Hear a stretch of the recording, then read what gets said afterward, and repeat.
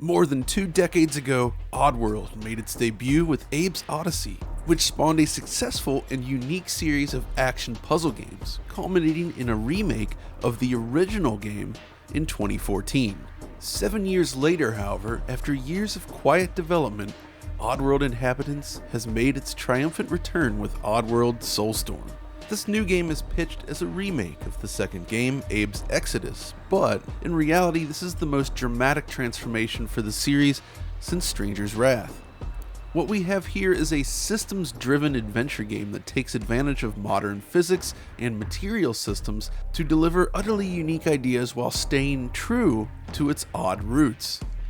It also serves as a showcase for the Unity engine. This powerful tool has enabled many creators to deliver remarkable games, but with the latest rendering techniques made possible by the engine and a focus on physics and AI, Soulstorm offers something quite unlike any other Unity title we've played. So today I want to explore both the visuals on display as well as how technology has been used to create this rather unique game experience. We'll also check out Soulstorm across its initial 3 platforms: PlayStation 5, PlayStation 4, and the PC. So, let's get into it.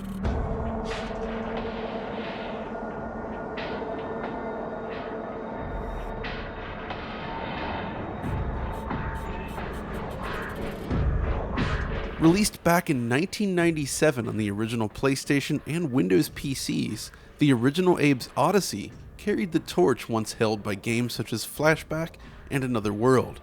It was a slower-paced, atmospheric platform game with a focus on communication with other creatures, namely the Mudokons. Using a technique the team labeled GameSpeak, players could interact with other Mudokons through the game world by simply tapping the right button combinations on a controller. It was a smart, simple system that allowed players to command large armies as you attempted to escape from Rupture Farms. This original game leans heavily on pre-rendered backgrounds mixed with video sequences to seamlessly tie everything together. It ran in a higher resolution mode than usual for PlayStation games, and features a ton of amazing animation work.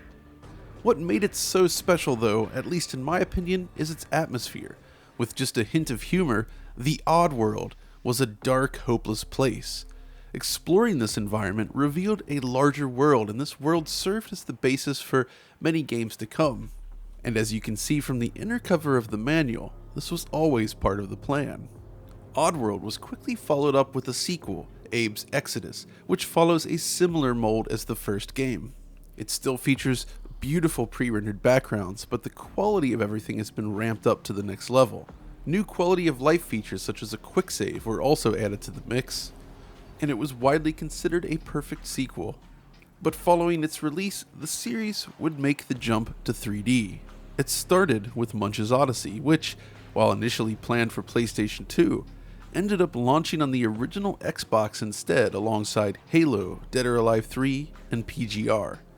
It's a bizarre game, but I love it, and it set the tone for how different each game could be from the last, something that was fully realized in 2005 with Oddworld Stranger's Wrath. This brilliant entry completely revamped the series and is one of the best games in the original Xbox. But despite critical acclaim, it wasn't quite enough, and the next appearance wouldn't arrive for nearly a decade. That would be New and Tasty, which released in 2014. This game launched first on PlayStation 4. It was a beautiful re-envisioning of Oddworld, but it launched with some technical hiccups, including an uncapped, unstable frame rate. But following this release, the series almost went into isolation. Sure, re-releases were worked on in the background for numerous platforms, and these were almost universally excellent, but what of an actual new game? Well, this is where Soulstorm enters the picture. With a relatively small, spread-out team, the new game spent years being developed, only to finally emerge just this month. And it's brilliant, at least by my quirky standards. So to appreciate what Soulstorm offers and why it impressed me, I want to start with a discussion about its design. At its core, Soulstorm is still a side-scrolling platform game, much like the first 2 titles and New and Tasty, of course. You run, you jump, you climb ledges, and you lead Mudokons around. But there's a lot more to it. What the team has delivered is something I really love in video games, a true systems-driven playground that is still constrained by smart level design. Each stage offers an increasingly complex series of challenges to conquer, while your available toolset slowly fills out. It begins simple enough. You're taught that water bottles that you collect can put out fire, something necessary for this explosive escape sequence. 5 minutes later, though, you pick up a second bottle, one that can propagate fire. This in turn demonstrates that wood objects can burn. Light a wooden structure on fire and the fire spreads before eventually collapsing in a display of physics. So you basically start with these two liquids, one that propagates fire and one that extinguishes it. And all of this is taught during the game's opening level. After this, you'll begin to encounter AI opponents, or sligs, and it's at this point that the tools and techniques begin to ramp up. Much of the game focuses on toying with this AI, much like a good stealth game. Also like a good stealth game, enemy behavior is clearly telegraphed and defined between UI elements such as an alert meter, visible sight cones, and predictable behavior. You'll have a solid grasp on how enemies will react to your actions. And this is where Soulstorm really begins to differ. In the original games, you were mostly on the defense, hiding from enemies, sneaking by. And yes, this is still part of Soulstorm, but Abe now has more offensive moves, from using inventory objects to knocking enemies out by hand and tying them up. You'll hide in steam clouds, conceal yourself in lockers, Metal Gear style, and possess your enemies to turn them on your foes. All of this is built from the original concepts of Oddworld, but extended. When you couple this with the vastness of the stages and the robust physics simulation, the gameplay really starts to feel truly emergent. Another early example, in this cave area, I needed to free these Mudokons, but enemies littered the pit below, making it impossible to open the portal. You remember the portals, right? These were featured in the very first Oddworld game and served as a way to rescue Mudokons. Now, there are multiple solutions to this problem, but the one I used first was kind of discovered by accident. You see, you can collect these flares to light darkened environments. You can also throw them. But it turns out if you toss a flare onto flammable liquid, it ignites. So, I tossed some bottles down into this pit before dropping a flare down after it. Sure enough, we have fire. I then tell my fellow Mudokons to wait while I scope out the scene below, only to find that the enemies have been trapped in a corner behind the fire. Of course, I waste no time in soaking them, spreading the fire, and removing the obstacle, allowing me to free the Mudokons. A couple stages later, you end up on this remarkable moving sky train, and near the end of it, face off against this massive Slig-controlled robot. This scene really showcases the physics and fire propagation systems as the supporting structures crumble under fire. You'll need to navigate this section while figuring out how to lob some fuel onto the ground beneath the robot to trigger an explosion. There's so many situations that require you to think on your feet, especially when leading others. I love this section where you're sneaking through a building interior with 6 other Mudokons, and all of you can hide in lockers. And like many other ideas in the game, it only shows up a handful of times throughout the run of play, so it never really becomes repetitive. The game is constantly introducing new fun ideas with clear rules and plenty of challenge. And this clarity is important, I feel, as it helps alleviate some of the frustration during challenging sections. For instance, here, while avoiding background scenery, the ladder is clearly marked in areas where you can be damaged, taking the frustrating guesswork out of the situation. That doesn't mean that executing your plan is easy, but at least you won't be frustrated by not understanding how you get killed. And this really fits in with the series' roots, which has always focused on creating these in-world indicators of progress. You'll also begin to pick up more items and trinkets along the way, which can eventually be used to craft new objects. You search lockers, dumpsters, and more to find them. And while I'm not usually a fan of crafting in games, I found this very immediate and fun to use, as the objects you collect are at least limited in scope and the items you make are instantly useful. From creating these smoke bombs that you can use to conceal yourself, allowing for dynamic cover, to these explosive canisters, or these bouncing balls that you make from rock candy and rubber bands, which can take out enemies from around corners. Your toolkit continues to expand as you play. And that's really what I mean by systems driven. All these tools, objects, and scenarios are always very clearly defined by the game, but the player has a lot of agency in terms of how you tackle them, especially later on. So while it may be frustrating at times and the controls can be a little fiddly, there's always a way to solve a problem, and figuring out how to do it is a huge part of the fun. But what about the presentation itself? With this latest game, the Oddworld series takes on a slightly grittier look than we're perhaps used to, but I think it works really well here. It's certainly dreary on the surface, but the vastness and the atmosphere that it creates is really quite memorable. In fact, it has a feeling that almost reminds me of a classic Team Eco game in some ways, with towering architecture and these wide open spaces. What really sells it though is how much of the world is visible and active into the distance. Here's an example. At the beginning of this stage, you stumble upon this viewfinder which you can use to look out over the map. The area itself is stacked many layers deep, but these are all areas that you will soon visit. Look right here, see this lever? It's a tram that you'll ride 5 minutes later or so. Or if we look up here, this area leading up to the tracks, you'll be climbing that soon enough. Even enemies are sometimes visible in the background well before you make your way there.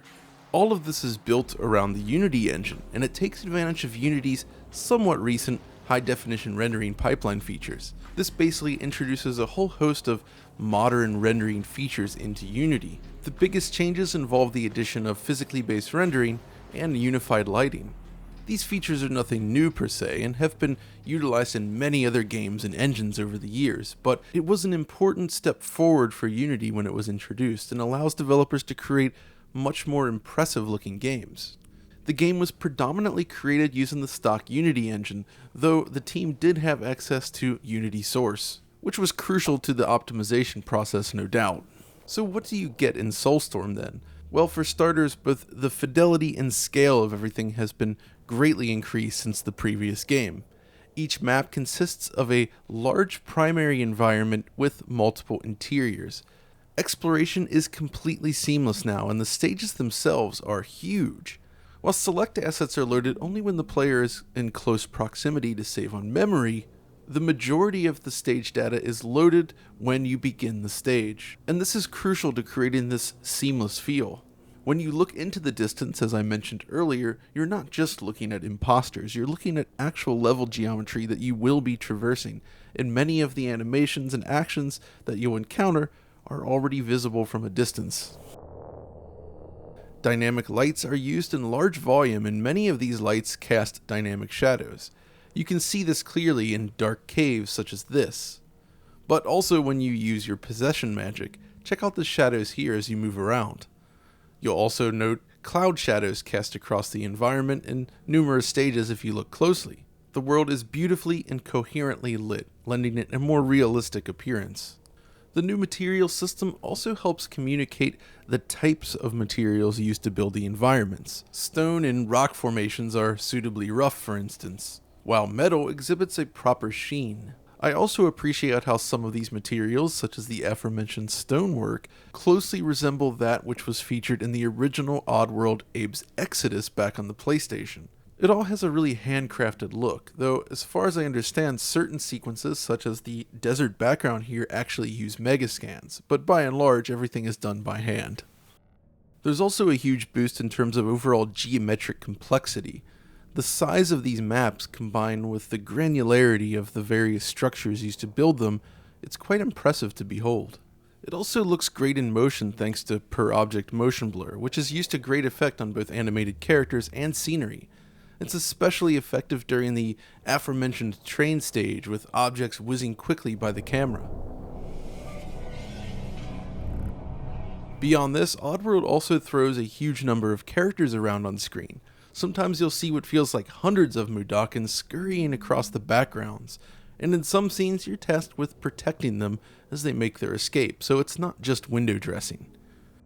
You'll spot limitations in these instanced models if you look closely, but it's still rather effective at conveying a huge crowd. So yeah, it's an interesting presentation then. The tone means that some areas can appear rather drab, specifically the first couple of stages, but as you play, it begins to impress more and more. It's as large and detailed a world as you've seen in a side-scrolling game like this. However, while I love the visual design, that's not to say that everything is perfect. Firstly, while the materials are great, the actual fidelity of some of them can appear lower than expected, with some textures exhibiting noticeable blur. Beyond that, the game also lacks any proper support for high dynamic range, which is a real shame. Then there's the cutscenes. These sequences are gorgeous to behold, and they're made within Unity. The shading, animation work, and design is just pitch perfect. But the thing is, they're just pre-rendered video as opposed to actual real-time sequences. That doesn't take anything away from the visual quality on display. These scenes are amazing, but it is a little disappointing that we didn't get to see them running in real time. At least when playing on PS5, the cutscenes are encoded at 60 frames per second, so they match the in-game visuals. To better understand this though, I actually did reach out to the developers to ask about this design decision, why they went with video instead of real time. And as I had guessed, it does partially come down to budget and time constraints, but they also noted that they really wanted to just focus on creating these scenes as beautifully as possible without the constraints of the target platforms. With more time, they probably could have been tweaked to run on PlayStation 5 or the PC, as they really are done within the Unity engine. But it would have been difficult for platforms such as PlayStation 4, and even then some details and changes would have had to been made to make it work. At least playback is smooth and properly frame paced, so there's no issues there in terms of actually displaying these video sequences, which is a problem many other games exhibit. So it's not optimal, but still, these sequences are gorgeous. So yeah, I have a few nitpicks here and there, but the overall presentation is, I feel, really impressive. But how superb it is will depend slightly upon your platform choice, and this is where we arrive at comparisons. So let's begin with the resolution. Here, Soulstorm has different targets depending on the console of choice, as you'd expect. The PlayStation 5 version, which aims to run at 60 frames per second, targets 2560 by 1440. The PlayStation 4 Professional then aims for 1080p at 30 frames per second, while the base PS4 also comes in at 1080p, but I'll explain why in a second. The PC version of course allows more customization with selectable resolutions, but it too has its limitations. Ultra-wide monitor support, for instance, is not available, but at least it does offer higher frame rate options, which is of course useful if you have the hardware muscle. The thing is, anti-aliasing isn't utilized quite as effectively as I would have liked. 1440p itself is a rather common target on the PS5 for many games. Demon's Souls uses this for the performance mode, as does Tony Hawk's Pro Skater 1 and 2, but these examples use a much higher quality form of anti-aliasing. Oddworld lacks this, and as a result the image appears somewhat shimmery and less refined than I might have hoped. This becomes more evident at 1080p on the base machines, but even native 4K can't completely clean things up on the PC. So in that sense, I really feel like high quality TAA would have helped a lot here in terms of improving image quality. So if you look at the game and think, gee, this looks a little blurrier than I'm used to on the PS5, well, that's why. But how else do these versions compare? Well, by and large, the PC and PS5 versions offer the highest quality experience. It feels as if these were the primary platform targets. PlayStation 4, however, isn't half bad, but it does take a hit. Texture resolution is visibly reduced in comparison, while ambient shading is less refined, as you can see in this scene. Furthermore, while PS4 and PS4 Pro are both 1080p, the Pro version actually offers improved shadows and lighting that are a closer match for the PS5 version. Still, despite the cutbacks, I'm kind of impressed that they managed to pull off all these physics interactions and these huge levels on the older consoles. So they all look similar enough then, but the more obvious difference comes down to performance, and this topic has several different elements to discuss. Let's begin with PlayStation 5. I was surprised and impressed to discover that the game was targeting 60 frames per second, which is becoming the standard on next-gen consoles, so maybe I shouldn't have been surprised in the end. But by and large, this target is actually sustained. Most areas in the game do run at a very steady 60 frames per second, and it feels great as a result. But if you have already played the game, you may have noticed that it's not perfect. So what's going on? Well, simply put, this. Basically, you get a stutter every single time you pass through a checkpoint. I asked the developer about this, and it seems that the issue lies in the sheer volume of information that must be stored when passing through one. Due to the physics simulation, the state of objects and their placement must be tracked by each checkpoint. As a result, you get this stutter, even on the PC. I also noted moments like this, where the frame rate would just drop during normal gameplay. These instances are thankfully quite rare, but they do happen from time to time. But the real story here is that the game does hit its 60 frames per second target nearly all the time, so it feels great to play. The PlayStation 4 Professional, however, has a very different target. Namely, it's 30 frames per second. And honestly, I'd say this is a good choice, because New and Tasty, a less demanding game, ran with an uncapped frame rate on PS4, but it was very unstable. Clearly, 60 FPS is off the table for this game, so the decision was made to cap it at 30. Thankfully, frame pacing is even, and it looks stable as you play it. The only real issue on PS4 Pro is that, yes, checkpoint stutters are even more severe, but honestly, it's not bad. It kinda runs as you would expect given the platform. The base PlayStation 4, however, fares worse, with sequences such as this where the frame rate can tank pretty hard for a moment. And since the game uses a double buffer VSync setup, when it does drop, it drops in pretty serious intervals. Large physics interactions also impact frame times with noticeable dips like this. It's clear that the game is just a little too demanding for the base system. Playable, but certainly not optimal. Now, as far as PC performance is concerned, I can't really speak to how it'll run on the lower end system, as I only have access to a high-end machine here. But I can raise one issue, namely the video sequences are encoded at 30 frames per second on the PC, like the PS4 version, so cutscenes look worse than they do on PlayStation 5. So I asked the development team about this as well, and it seems that it was a last-minute decision that was made due to lower spec machines potentially struggling with 60 FPS video playback. A curious thing, but I certainly hope that in a future patch, 60 FPS videos can be added to the mix, but we'll have to wait and see. The other element of performance I'd like to touch on then are the loading times. As noted earlier, most of the level data is loaded when you begin a stage, and this necessitates loading screens at the beginning of each level. So how do we measure? Well, just so it's clear, I start the time code the second the loading screen appears, and then stop it the second the screen goes black. So that span of time is what's being measured. Got it? Okay, so on PlayStation 5, with its fast SSD, loading times are relatively brief, ranging from roughly 7 to 10 seconds depending on the stage. For this test, we're looking at the second stage, which takes just over 10 seconds. It's not as fast as several other games, but it's not bad. In comparison, loading times are similar or slightly faster on my PC with the game installed to an internal NVMe drive, specifically a Sabrent Rocket 4.0 1TB drive. The second stage comes in just under 10 seconds. The PS4 Pro then comes in around 35 seconds on the stage, which is surprisingly decent. This is installed on a relatively new PS4 Pro, by the way, that I only started using 6 months ago or so after the optical drive failed in my prior model. So this drive is in very good health. The base PS4 though, which has seen a lot more use on its hard drive, takes roughly 10 seconds longer on average compared to the PS4 Pro. So that's kind of the range that you can expect between the different platforms, and it also does vary slightly between various stages, but this is kind of what you can expect.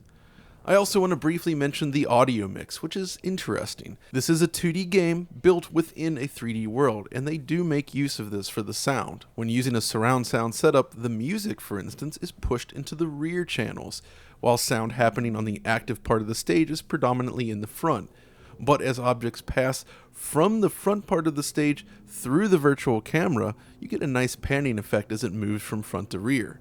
So it's a rather active sound mix, especially when using surround sound, but it's also effective when paired with headphones. So, at this point we've discussed various elements of the game, but what's my final takeaway here? So here's the thing, I loved my time with this game. The emergent gameplay, the smart level design, and the beautiful art direction really speak to me. But there's this decidedly old school mentality to it that may not work for everyone. It's difficult, and you might find it frustrating at points due to how quickly you're punished, just like the old games.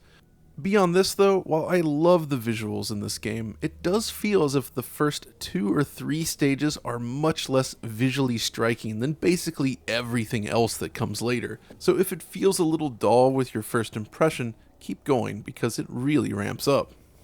It also launched with a fair few bugs. I had problems with getting stuck during a slig possession, I had issues with PS5 suspend mode, and I even ran into this, a section where Abe just refused to grab onto these bars. But here's the thing, all of these issues were patched and improved by the time I'm finishing this video today, so they were working on it all along. But honestly, even before the patches, these were only occasional problems. By and large, I love this game, and I'm so happy that it was finally brought to fruition. It's a perfect fusion of retro and modern concepts that create a surprisingly cohesive whole. It has rough edges, but it's a stunning game that's very enjoyable to play through. It also offers the first major new Oddworld experience since 2005. New and Tasty was excellent for sure, but it was very much a remake. Soulstorm may follow Exodus, but it's basically a brand new thing with a lot of fresh new ideas. It's these new ideas that make it so darn interesting to play, so I definitely recommend it if this sounds appealing to you. But that's gonna do it for this video, so if you enjoyed it, as always, be sure to let us know. Like, subscribe, ring the notification bell, find us on Twitter, all that good stuff. And then, we'll see you next game.